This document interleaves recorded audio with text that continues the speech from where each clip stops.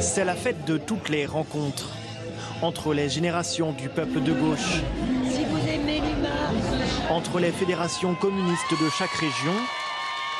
Et ce samedi, rencontre plus insolite entre le patron de la CGT et le haut-commissaire aux retraites du gouvernement. Vous allez lui faire quel accueil? oh ben, on va le siffler quoi. On n'est pas d'accord avec lui. Merci donc à Jean-Paul Delevoye, merci à Philippe Martinez d'avoir accepté l'un et l'autre de participer à ce débat et de répondre à notre invitation. Il est en pays pas conquis, là. Il est vraiment... Ça sera le dernier compliment que je lui fais, le premier d'ailleurs. C'est le Premier ministre, le premier avec un espace entre les deux, qui accepte de débattre avec la CGT. Un débat pour s'expliquer et surtout pour se dire qu'on n'est pas d'accord. Le système actuel avantage les carrières ascendantes et longues et désavantage les carrières heurtées, précaires et courtes. Le système que nous proposons fait une redistribution, évidemment, des carrières ascendantes, longues et lourdes vers les carrières précaires. Mais vous n'êtes pas obligé de me croire. S'il vous plaît, écoutez les arguments. Les rapports du corps.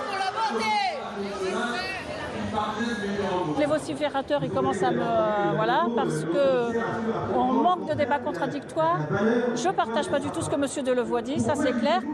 Mais bon, au moins il est là et je trouve que c'est bien, ça nous aide à comprendre ce qu'il veut porter, ce que porte la CGT.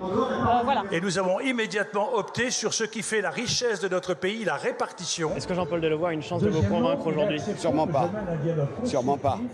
Sûrement pas. Les arguments qu'il avance, ce sont effectivement des arguments qu'on connaît bien, portés par le capital. C'est pas, on parle de démocratie, on parle de solidarité. Il est loin de tout ça.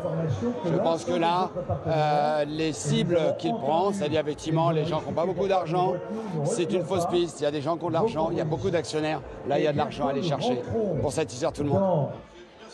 Dans l'arène, Philippe Martinez sait qu'il joue gros. Incarner aux yeux des militants l'opposition à la réforme des retraites. Si on calcule la pension sur l'ensemble de la carrière, forcément, tout le monde sait que quand on démarre dans la vie professionnelle, on est en général moins payé qu'au milieu de sa carrière, voire en fin de carrière. C'est pas être spécialiste de retraite, c'est toucher un peu sa bille en mathématiques, voyez. Montrer les muscles, aussi pour contraindre le président de la République de le recevoir à l'Élysée, comme l'a encore demandé Philippe Martinez ce week-end. Peut-être qu'il y a beaucoup de convaincus dans la salle, c'est évident. Mais à l'extérieur, il va falloir convaincre, y compris pour mettre du monde dans la rue, et pourquoi pas pour faire une grève généralisée. Même si Macron ne veut pas, nous on est là.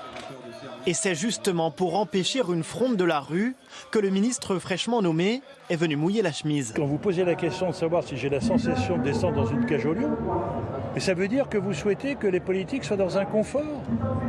Moi, je refuse d'être dans un confort. Le confort, ça amène à l'insouciance et ça amène à une espèce de paresse. Moi, ce qui m'intéresse, c'est de voir au contraire les inquiétudes de nos concitoyens.